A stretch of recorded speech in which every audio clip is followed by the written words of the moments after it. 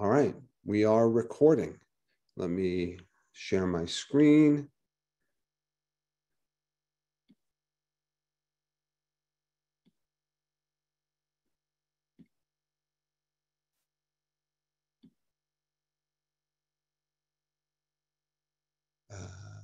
You see, I'm not quite there yet. Here we go. Okay. Mr. Weiss and Ms. Director, you can see that, right? I'm doing this. Okay. All right. Thank you. Okay. Welcome to incoming ninth grade orientation. Right.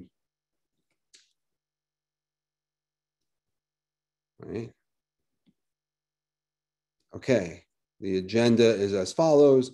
I'm Ira Pernick, principal. We did all this already. Here's how you can get us, each of us, our emails, Twitter, just so you know. If you don't already know, so I will be tweeting out the letter day every single morning. It's one of the first things I do when I get up. So feel free to follow me, to get at least the letter day every day. You'll hear a lot about our schedule. It certainly can be a little confusing. I thought we would start with this little graphic. I found this a few years ago, and I thought it was really great graphic for, just working with teenagers, working with kids, grades 9 through 12. And, this idea that we have for our kids, my own included, about, how our students are going to achieve, right? In every aspect of school. School is not solely about academics, and you'll hear more about this. It's often the first thing we think about, but I'm not sure that we can't devote more time to all the other areas that teenagers grow throughout the time that they're in high school. And so we developed this imaginary plan that our children are going to excel. They're going to continue an upward trajectory. And I think, they will. They're all going to learn. They are all going to mature. They're all going to do some things. But in reality, they're going to be bumps in the road. And if they're not bumps in the road when it comes to academics, there are going to be bumps in the road when it comes to the social and emotional side of high school, which is challenging all by itself. The years being 14 years old up through 18 years old, a lot happens in those 4 years. Having a few kids of my own and have gone through it, it's challenging for them. It's challenging for us. So I just want you to be aware that there absolutely are challenges up ahead for all of us and for your children. And we want to do this kind of eyes open, and understanding that these things are indeed a reality. By the way, I want to thank you, those of you that are following me on Twitter already. I'm getting alerts. And so, yes, excellent job. Thank you. I'm trying to break, 700 followers, and I can only do it on snow days. But, we'll see. Okay. So I'm going to pass along this next piece to Mr. Weiss. He'll handle much of the next bunch of slides. So let me just populate this for you, Mr. Weiss. You could jump in whenever you want. Excellent. Thank you, Dr. Pernick. This is really exciting, and I'm really excited to meet all of you, albeit virtually. This is one of the most exciting times for us when we welcome in a new class, the class of 2025. Just saying that a few times takes a little while to get used to, class of 2025. And this is really, really exciting. And high school is a really exciting time. And there will be those bumps in the road, as Dr. Pernick said. There'll be ups, there'll be downs, however you want to look at that. And that is what we are here for. I see myself as a combination of assistant principal, guidance counselor, parent, whatever it is that you need. First point of contact for you as parents, if you have difficulty, if you've communicated with the teacher and you're having some difficulty with a classroom teacher, your child is having difficulty in any area, I am certainly a resource for you, as are your as is your child's guidance counselor. There are plenty of resources here for you. There have been a couple of questions already about a student orientation, and so that's really what this first slide is all about. On Friday, August 27th, we tentatively have that date as an in-person locker distribution and school tour. And they'll be meeting with peer helpers that are older students that will be answering questions for them about the school. As I say tentatively, because as Dr. Pernick said, with the COVID protocols, we're just not sure what exactly is going to be going on. But as of right now, that is the plan. The first day of high school is Tuesday, September 2nd. I'm sorry, Thursday, September 2nd. That day will start with an organizational homeroom. And so you'll get a letter from me, which will tell your child where to go on that first day. And they will get a handbook. They will get an ID card. They'll be able to look at their schedule. We don't print schedules generally, but if students need a printed copy, we can give them one. And generally we have them look at it on their phone. Okay.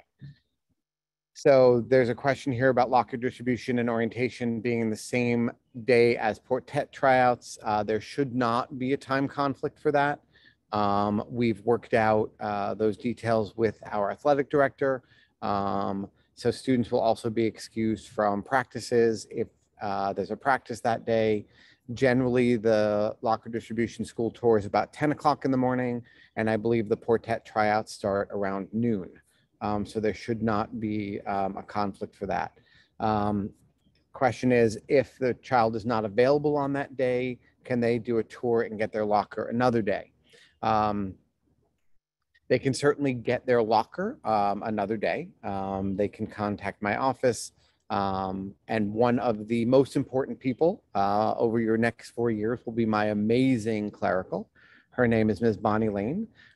She was literally voted one of the most exciting, one of the best things about Schreiber High School. She is amazing. And so she will take care of you like you would not believe. Talking to her is like talking to family. And so you can contact her. She will make arrangements for your child to come in and get their locker. And if we can do a school tour, we will try to do a school tour. And we'll try to find perhaps a student to do that or someone to help with that. On that day, there's also a 9th grade assembly. We'll go over rules and regulations. But this is on the first day of school, and we'll kind of go through what it is that they need to know. So there's a question about school supplies. Generally, teachers will have their own school supplies. And so depending on who your child's teacher is, most teachers are fairly flexible about the kind of notebook your child would use, for example. Of course, art might have more specific school supplies. But supplies are available on that first day. There's nothing specific usually. Okay. Question is, do students get their own lockers, or do they need to find a friend to share a locker with? Every 9th grade student will have their own locker. We actually discourage students from sharing at all. It can become very messy. Students who are friends now may not be friends 2, 3, 4, 5, 6 months from now. I have witnessed over the years what I call the locker breakup. And that I have witnessed one student throwing another student's belongings out of the locker into the middle of the hallway. And it gets very messy, and I strongly, strongly discourage any locker sharing. All of the 9th grade lockers are on the ground floor, which is right near my office. They're all within a few hundred feet of each other. There really is no need to share lockers. Okay. The question about schedules, so we'll get to that in just a moment. The first day of classes will be an A day, and we'll go over the schedule about what that means. And Wednesday, October 6th, is a freshman family meeting tentatively scheduled at 6:30 p.m. Ms. Director will talk more about that in a few moments. Okay, ready for the next slide, Dr. Pernick? So typical student day, 8 o'clock to 3:05. We're on a 6-day cycle, which is labeled days A through F. Each class is 1 hour long, so there are 6 classes in a day.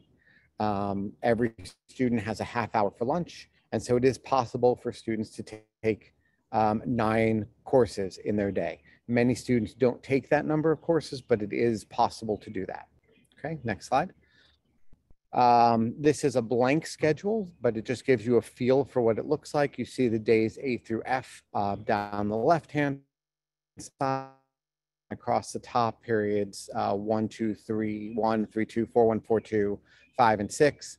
That 3, 1, 3, 2, 4, 1, 4, 2 is how we create a lunch period by shifting third and fourth period around a little bit, and we give them a half hour for lunch. Every student is guaranteed a half hour lunch every day where they will not have a scheduled class. Next slide. And so here's how that might look for your child. They might have, let's say, lunch on A days during 3-1, and then history goes from 3-2 to 4-1, and then math goes from what we call 4X, which is an overlap period, to 4-2. On B days, though, their lunch period might be a different time. They might have English 3-1, 3-2. They might have lunch 4-1, and then history on this day might be 4X, 4-2, and so on and so on. And so each day could look different. You will notice, though, that really, for the most part, it's a 3-day cycle. So notice that day A looks a lot like day D, day B looks a lot like day E, and day C looks a lot like day F. The one example that is very different than this is a science class, and that's why science is not in this example, because the science has a lab component to it. Okay, next slide. And so this is what academics will look like for freshman year. Freshman English, it's a full year course. There is a summer reading assignment, and there is an honors project option. I'm just letting you know that it's the next slide, the summer reading. Okay, great, thank you. Sure. Your child might be taking biology or biology honors as their science class. I mentioned the labs already, those are required, and that course does end in the living environment regents. For math, perhaps Algebra 1 or Geometry or 9 honors, depending on their math level. Also, that course ends in a regents. Global History 1 has an honors project option. World language, depending on which language your child is in, Latin, French, Italian, Spanish. All 9th graders take health, a specially designed 9th grade health class. Notice it says 2x6. We'll get to that more in a moment. And then music or art or family consumer science, which carries an art credit, or DDP, which carries an art credit. And that stands for design and drawing for production. And every student will take physical education. Okay, next slide. And so here's the summer reading for grade 9. And you can, there's a link there. You can check it out. These are fantastic books. I believe they need to read these books. There's an option for what they want to read. They are highly recommended. And so there's a question here, where would they have heard about the summer reading assignment? I don't think my daughter was given summer reading assignment. And so this assignment is not mandatory. There will not be a test on it. It is an optional assignment. Okay. But it is highly recommended. Before we go into activities, I'd want to talk a little bit about the design of our schedule. And so as you go back, and actually, Dr. Pernick, we could go back 2 slides perhaps for me for one moment. Sorry about that. One more slide, I'm sorry.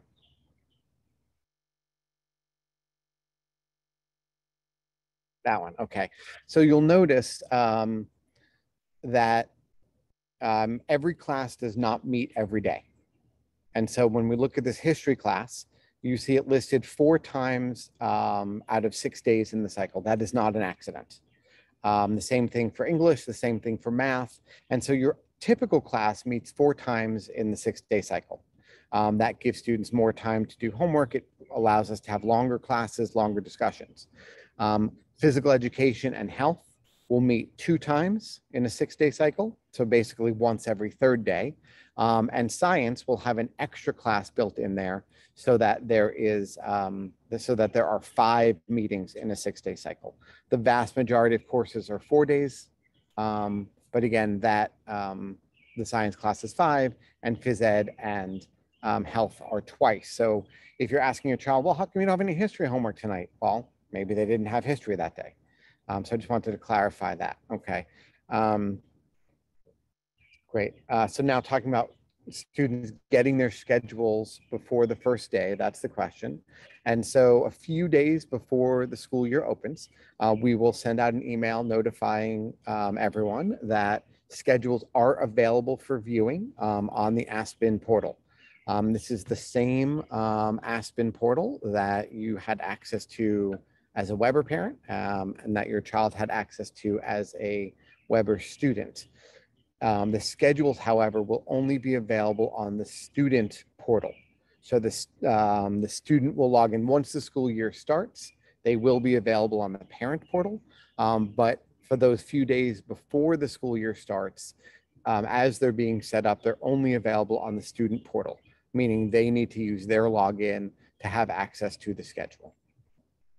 Okay, okay, Dr. Pernick, let's go back. There was a request to go back to the summer reading slide with the list of books. So I'll just put that up there for a moment.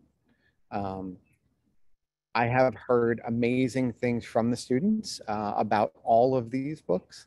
And so if your child wants to choose one or read all of them, I think summer reading is a great opportunity for students to maintain the skills that may diminish in a typical summer.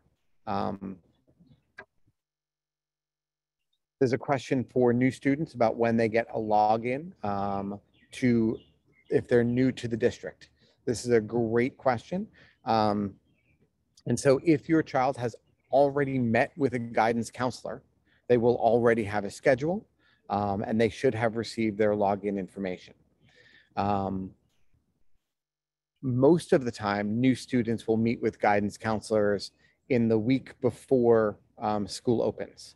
And at that meeting, when they go over their schedule, they will set up their schedule and they should be able to get their login information at that time.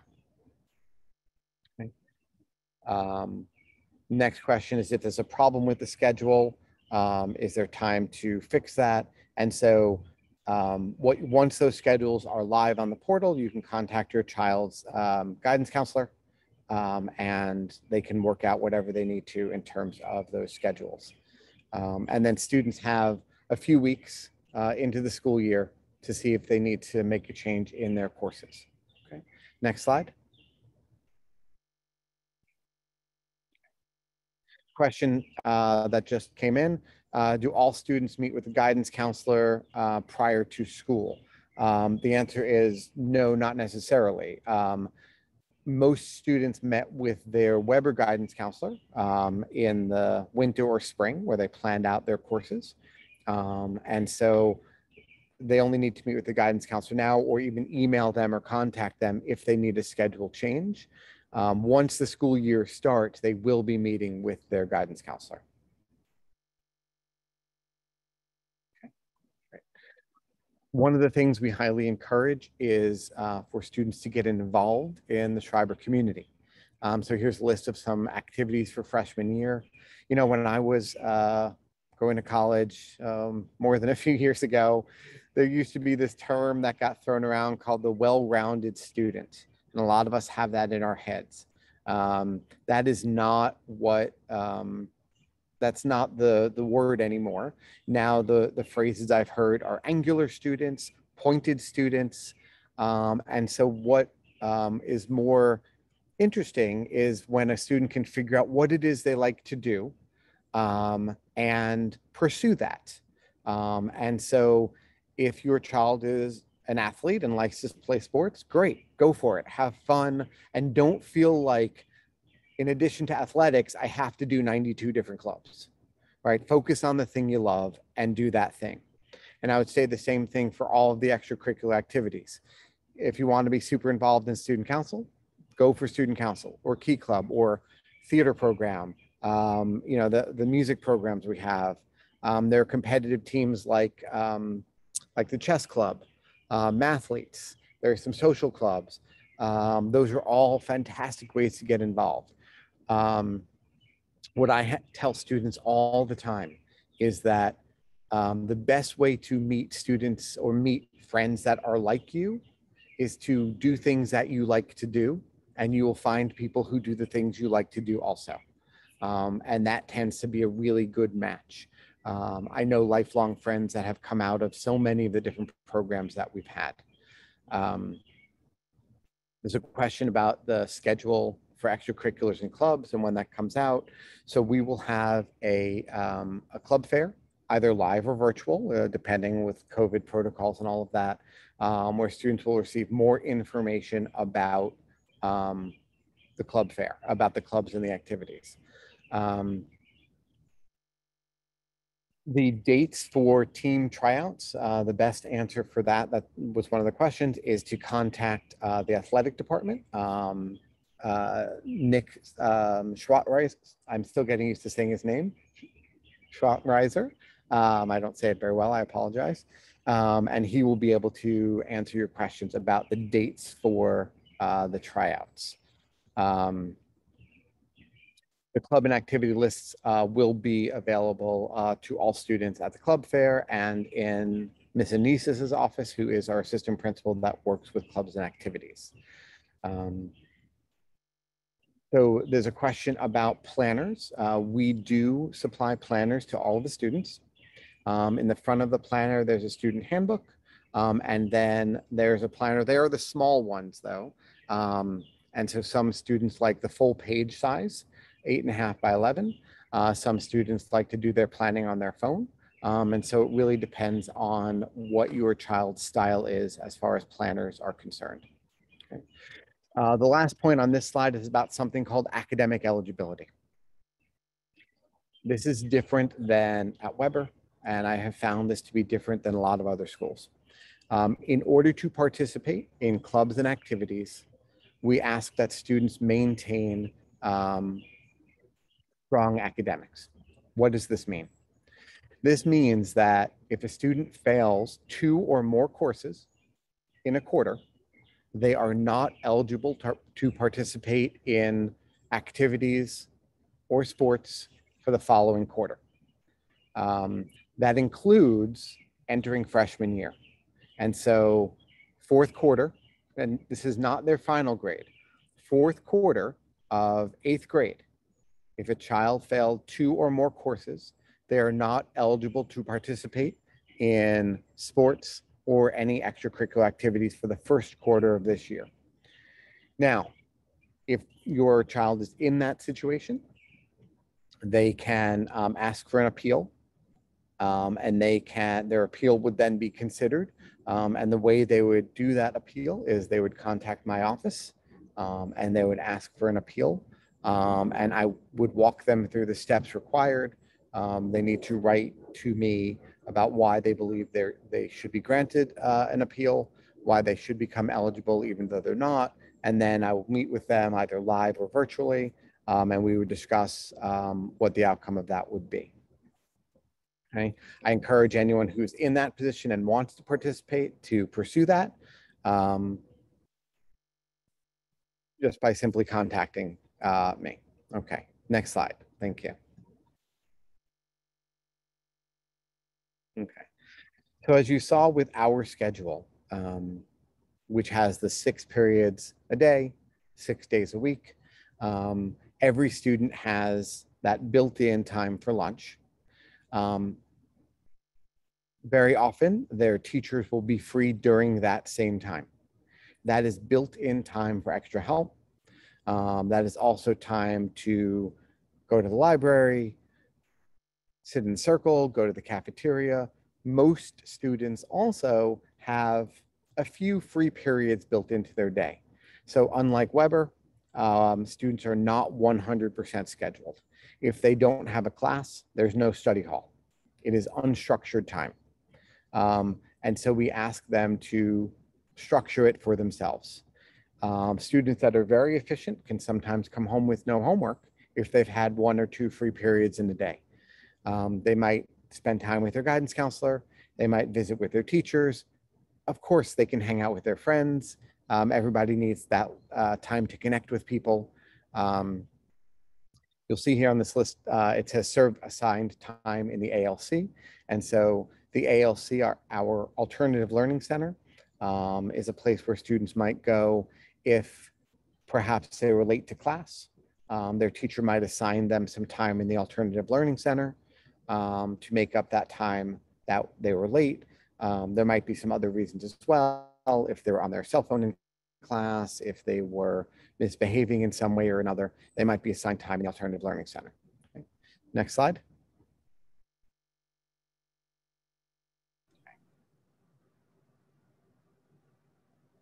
And I believe this is. Yeah, we're going to pass this on to Ms. Director. Thank you. We could just go back one slide, please, Dr. Pernick.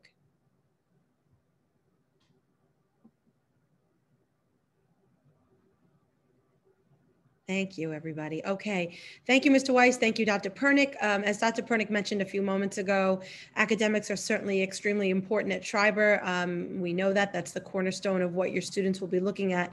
But equally as important is the social emotional learning that we expect to take place.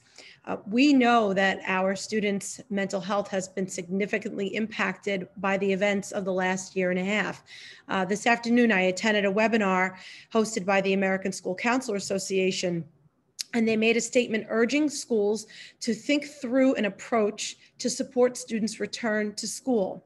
So you can imagine how reassuring it was as an attendee to know that we already have the framework of an approach underway. So I'll tell you a little bit about what that will be tonight. And as Dr. Pernick alluded to a few moments ago, or maybe it was Mr. Weiss, we'll be having a freshman family meeting on October 6th, and we'll talk a little bit more about that. But this year, we are starting a new initiative to support our 9th graders with their transition to Schreiber. We feel that it's extremely important to focus on every grade, but this grade in particular, as they make that important transition. So focusing on social and emotional learning, our goal is to prepare students with the skills to be successful throughout their 4 years of high school. Our new high school counselor will be delivering lessons around a framework of 4 pillars of social emotional learning, which you can see here: stress management, resilience, growth mindset, and emotional intelligence. And I certainly don't mean to insult you by reading what's on the slide, because you all know that, but just to stress how important these skills and competencies are in every grade, in 9th grade and beyond. So we expect that our students will be exposed to this in the 9th grade, build connections with new people in the building, the new counselor we have coming in, our incredible team of school counselors at the high school, in addition to the building administration here this evening and their teachers. But the goal is that they will learn these skills and talk about them and build upon them over the next 4 years. And we really hope that as they travel through their years at Schreiber, they will be able to rely on what they learn in the 9th grade and beyond. So I think we can go to the next slide now.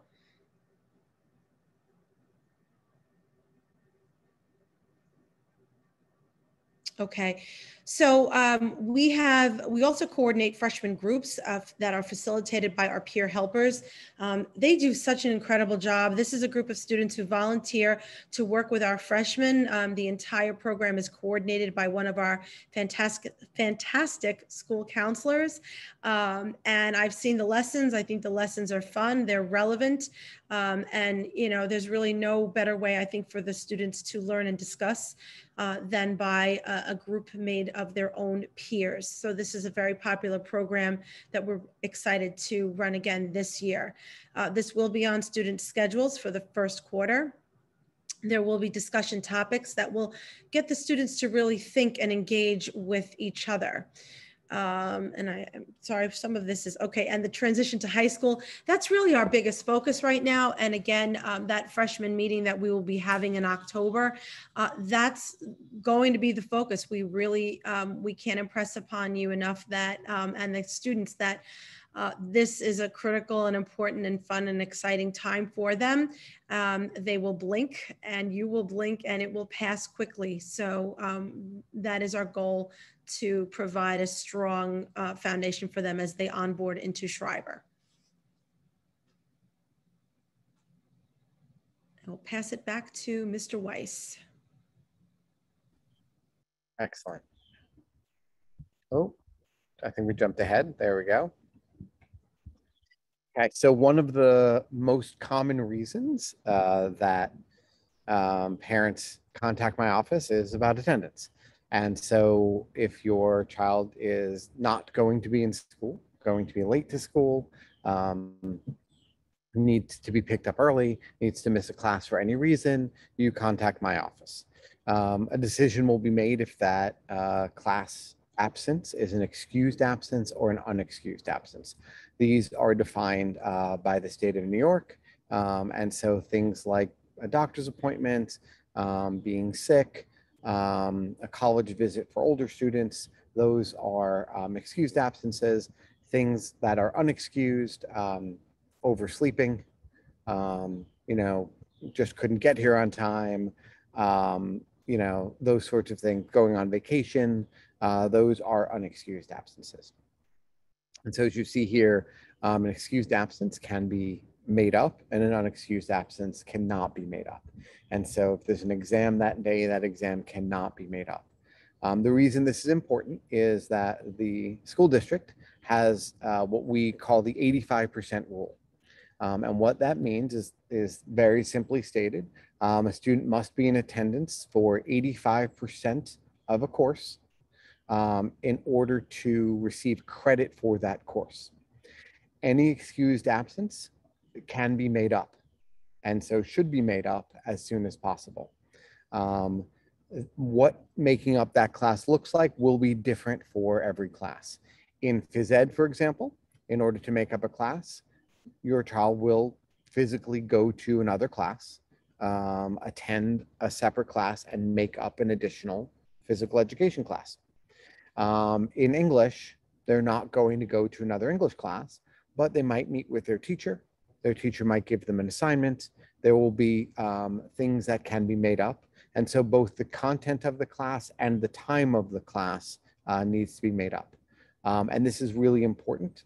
We need to maintain the integrity of the academic program. Days missed can really lead to students getting behind. One of the most important predictors of school success for students is actually attendance. Being in class, learning from the teacher with the class is one of the best predictors of academic success that we know. Next slide.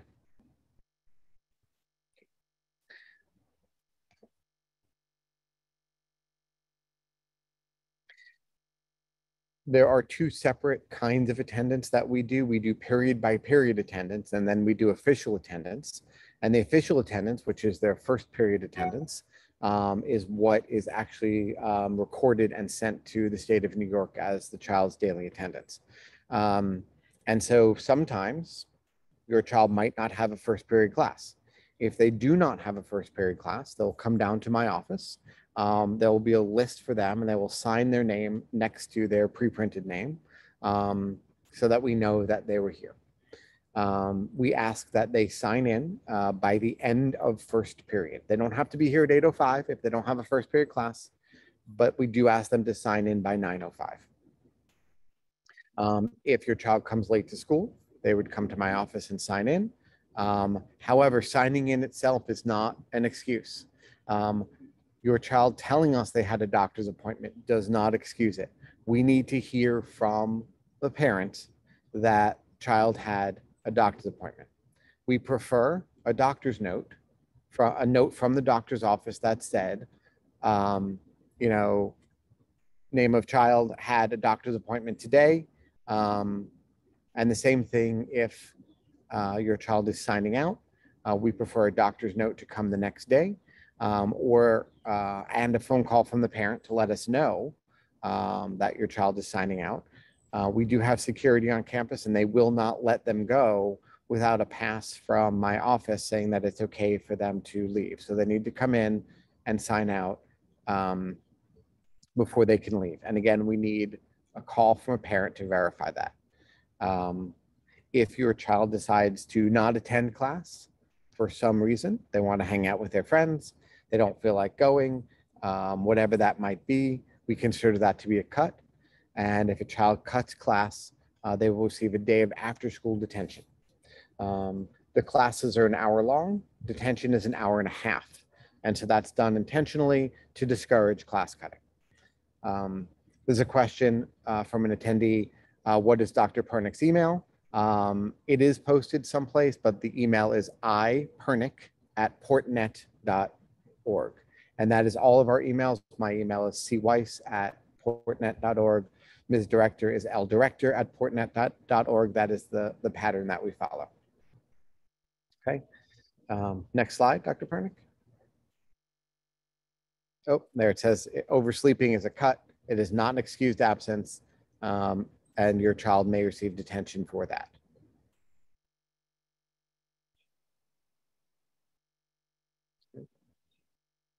There's some important rules about lateness. There is always traffic on Campus Drive, always, always, always. And we have construction going on right now. I think there will be more traffic than usual. So please leave plenty of time. It really can take 15 minutes from the time you get stuck in one of those lights to get up to drop your child off at school. Sometimes it takes longer, particularly on rainy or bad weather days. If your child is going to be late, please let me know. As I stated, please have your child sign into my office when they arrive. And please know that if your child plays sports and they arrive after 11 a.m., they are not permitted to participate in sports or, in fact, any after-school club on that day. That is school-wide. And that is really important. We do ask that you try to limit school time appointments. We, of course, understand sometimes the doctor's office gives you an appointment and you don't have control over that. But please try to limit those when possible. There's a question here about if parking will be affected by the construction and will there be a new entrance? And so as of right now, the main entrance to the building is not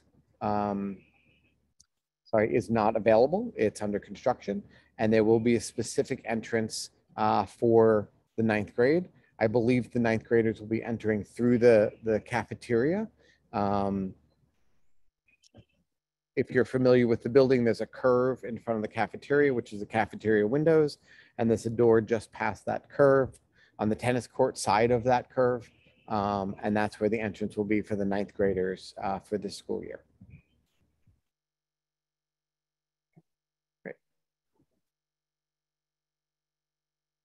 I don't want to spend too much time on student discipline because, of course, this is not what we're really here about. This is the unfortunate side of what we have to do sometimes. But if you want to have a conversation with your child about these things, they should be reminded that in class is not the time to use their cell phones. Campus is not open for 9th graders. That is a privilege that students get when they are older. So 11th and 12th graders can go off campus for lunch. 9th graders need to stay on campus. Students need to arrive to class on time. They should not disrupt or avoid classes. And if they're assigned that ASD time by their teacher, they should serve that time. Failure to serve that time can result in additional disciplinary consequences. And so as can each of these, whether that is after school detention or alternative learning center time. Next slide. Spoke a little bit about our off-campus policy for 9th graders. They do not go off campus unless they are accompanied by their parent, picked up, guardian, et cetera, going to an appointment. 8:05 or 8 o'clock to 3:05. If they have the last period of the day free, we ask them to remain on campus. And this is part of students learning how to use their time effectively, doing homework, going to the library, getting ahead on their studies, whatever it might be. And so just because sixth period is free does not mean that they can leave. The question about students having their phones in their locker or in their classrooms, students can have their phones on them at all times. We expect students to be responsible with their phones, with their belongings, that they will use their phones not in classrooms, and that they will be responsible. There's a zero tolerance policy for drugs, alcohol, smoking, vaping, all of that. And so there will be consequences for any of those actions on school property. And so students really need to be aware of that. Our dress code really is that students should dress appropriately for school. What that means is that there should not be clothing that promotes anything that is illegal, should not be clothing that promotes drugs or alcohol. It should be clothing that is appropriate for school. We spoke a little bit about academic eligibility already, so I don't want to talk about that more. There's a question about why are phones allowed in class? Are they used for educational purposes? And the answer is sometimes yes. And so teachers will ask students to log on occasion. So with permission, students can use their cell phones in class, but they should not be texting or using Snapchat or Instagram or whatever other apps they might be using. Okay. Mr. Weiss, so can the I next jump question is in about for a second? Chromebooks. Yes, please. I just want to add, Schreiber, we allow students to use their phones everywhere in the building. We want them to listen to their teachers and follow the rules that teachers set in their classrooms about just about everything, including cell phone use. That being said, students can use their phones in the hallway, in the cafeteria, and they do. So, it can be a rather permissive environment. And that's why there are phones in class. But I can tell you from my experience that I see students asking and receiving permission from teachers to take pictures of the board, pictures of homework assignments, all sorts of things that students use their phones for. So that's one of the reasons why phones are in classrooms as well. And students will use their Chromebooks in class as well. Thank you, Dr. Pernick. There's another question here about writing and project support, library, writing department, drop-in help sessions. And so I was talking a little bit before about the schedule and how students have free periods and they have that lunch period. And so all academic departments are open for help during those times. And so what does that mean? That means that your child will look at his or her schedule. They might look at their teacher schedule and they might try to align them and figure out, oh, my math teacher's available, 4-2 on A days. I'm going to go for help. However, your child can also just walk into the math department and say, I have a question. Can someone help me with this math problem? And there is someone there who can help them. The same is true for every department. The library is open. We have something called the Writing Center, which is a place where students can go to get help specifically with writing assignments. And so there is plenty of help. Teachers also often have before school and after school extra help sessions. So there's plenty of help. The question is, where are teachers going to post their free time schedule? So every teacher posts their schedule on the bulletin board that is outside of their department office so that they can see when their teacher is free. Okay.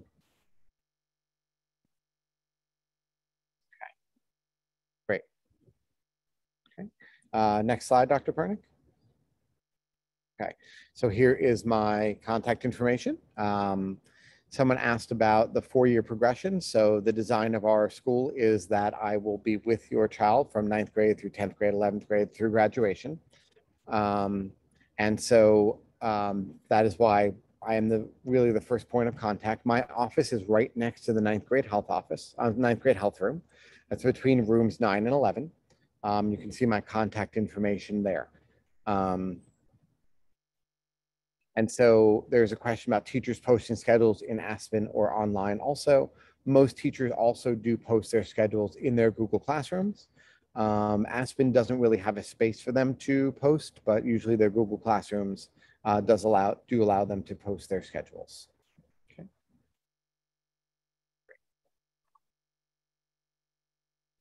So I use Remind to remind students and parents what might be going on. And so here is my Remind information.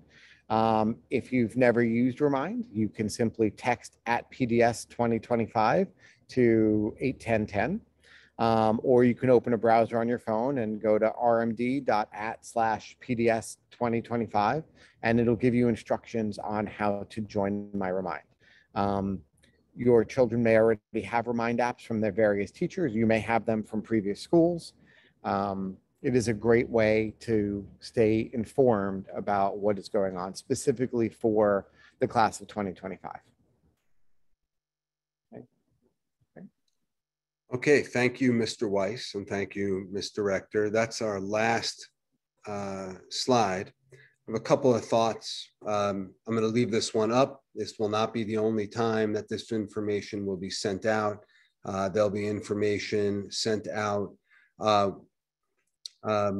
before the start of school, about a week before the start of school, that will have pretty much everything we've discussed tonight. We'll include information about how students should enter the building. There'll be a traffic pattern.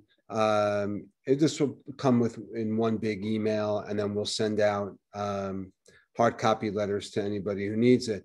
And we'll have tons of information. So I'm gonna stop our sharing, and let's see how that goes. And we're back.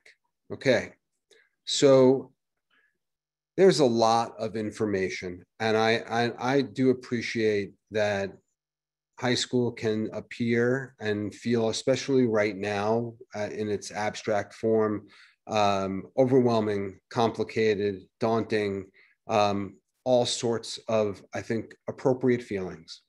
Our schedule is complicated. I've joked for years that it is designed to confuse adults. I not only tweet the letter day, I write it in my office just so I can remember it as well. Your kids are going to figure it out. They're going to figure it out really quickly. They will tell you what letter day it is. This happens each and every year. You should not expect to remember all the information you received tonight. We believe strongly in the power of communication. And I want to remind everybody, you can email any of us at any time. Understand that there might be some lag time in the summertime while we're still in August, as we each have some vacation that we like to use. But generally speaking, you'll get a response back very quickly. I've said for years that we may have 1,650 students in Schreiber High School, but I never really forget that you may only have one.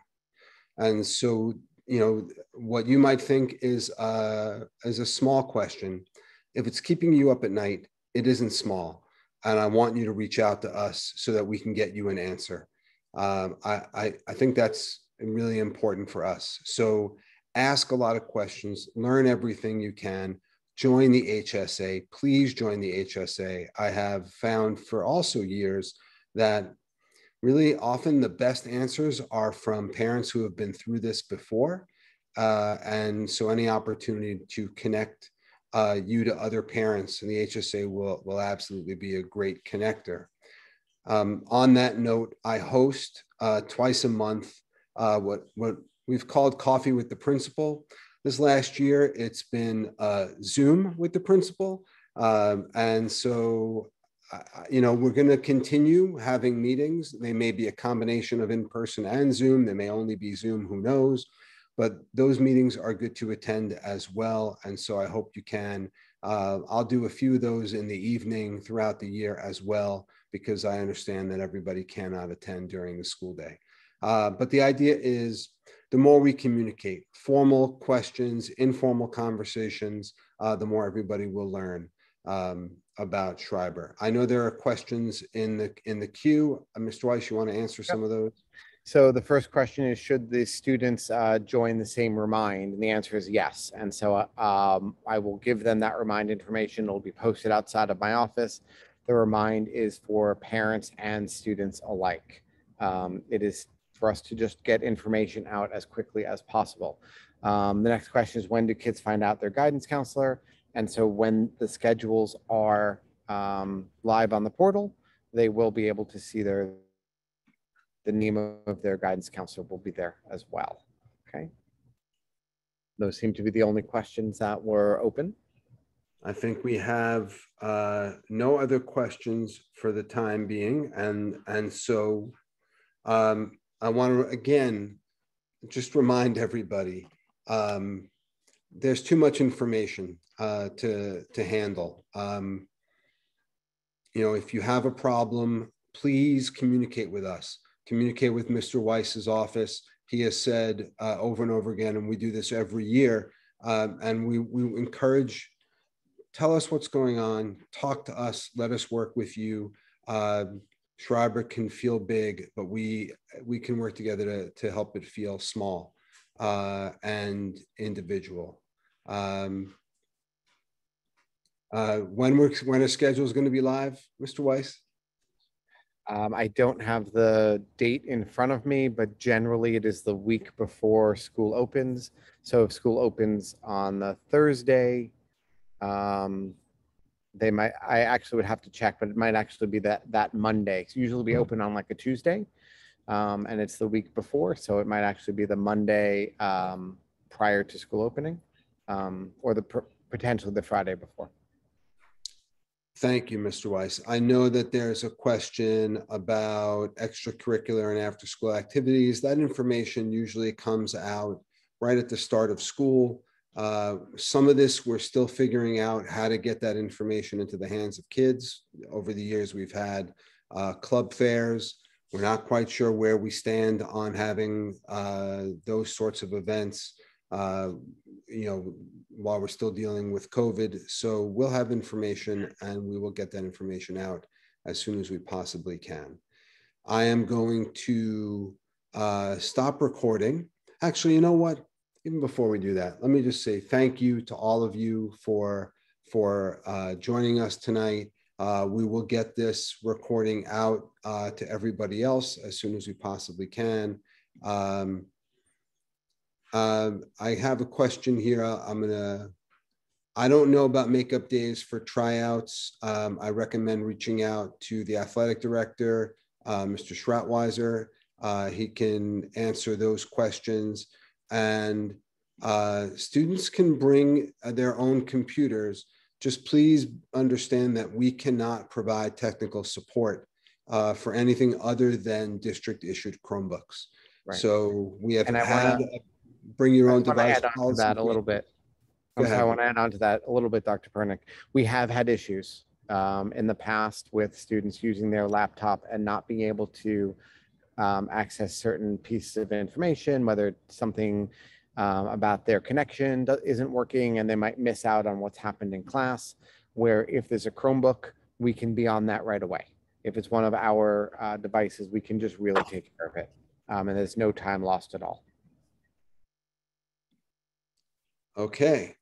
All right. I'm seeing lots of great thank yous in the Q&A, and you're very welcome. We are so happy to do this. I hope you all enjoy the rest of the summer. Again, thank you so much for being here. Reach out with any questions. Thank you to Mr. Weiss. Thank you to Mr. Rector. Appreciate everybody's time.